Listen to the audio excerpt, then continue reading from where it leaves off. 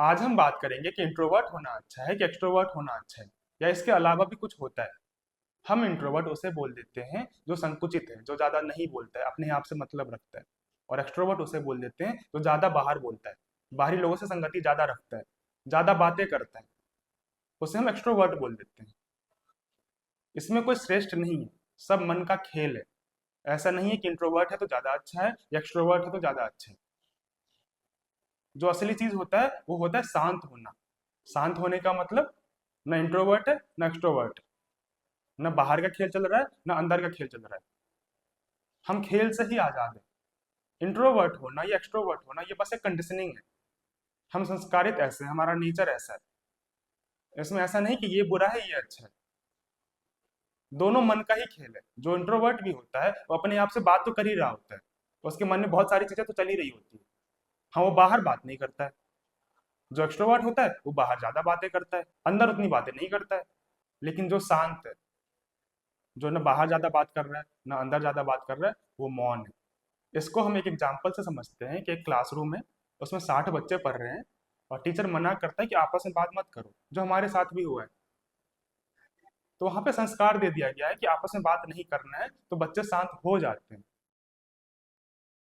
लेकिन बहुत सारे ऐसे बच्चे होते हैं जिसके मन में बहुत सारी चीजें चल रही होती है। जो एक्सट्रोवर्ट होता है वो कोशिश करता है बगल वालों से बात करने का, जो इंट्रोवर्ट होता है वो अपने आप में ही लगा हुआ है, अपने आप से बात कर रहा है। इन दोनों कंडीशन में बच्चा ध्यान तो नहीं लगा रहा पढ़ाई पे या टीचर पे। जो इंट्रोवर्ट है वो अपने आप से बात किया जा रहा है, जो एक्सट्रोवर्ट है वो बाहर बात करने की कोशिश कर रहा है। ध्यान कोई नहीं दे रहा है। तो हमें लगता है कि बच्चे शांत है, लेकिन आपस में बात कर ही रहे हैं। चाहे बगल वाले से कर रहे हो चाहे अपने आप से कर रहे हो, तो दोनों ही स्थिति अच्छा नहीं है। हाँ, लेकिन जो शांत है, जो ना अपने आप में परेशान है ना बगल वाले से बात कर रहा है, वही बस समझ पा रहा है। आपने ये चीज गौर किया होगा कि हमारे भीतर कुछ है जो हमेशा बोलता रहता है, बहुत बोलता है। तो जो इंट्रोवर्ट होते हैं वो इसके साथ लगे रहते हैं, जो एक्सट्रोवर्ट रहते हैं वो बगल वाले के साथ लगे रहते हैं, दोस्तों के साथ लगे रहते हैं।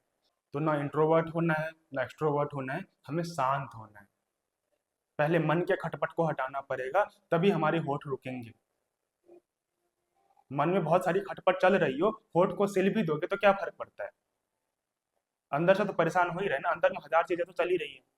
इसलिए शांति एक दूसरा आयाम होता है। शांति मतलब विक्षिप्तता बंद, बोलने की बीमारी बंद, विचारों का घूमना बंद। हम केंद्र पर बैठे हैं, हमें कोई समस्या ही नहीं है, तुम क्या बोले। हम मस्त हैं, मगन है, कोई छटपटाहट ही नहीं है।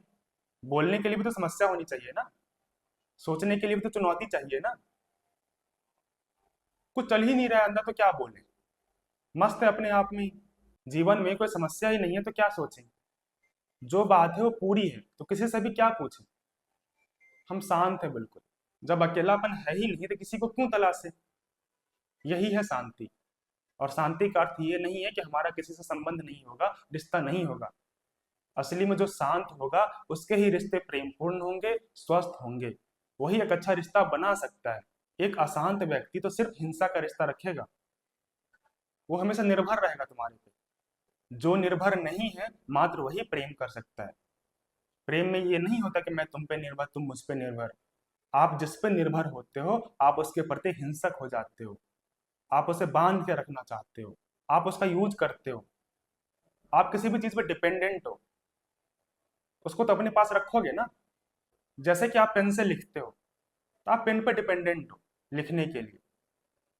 लेकिन अगर पेन बोले कि मुझे जाना है घूमने के लिए, तो क्या पेन को जाने दोगे आप? नहीं जाने दोगे, आप उसे बांध के रखोगे।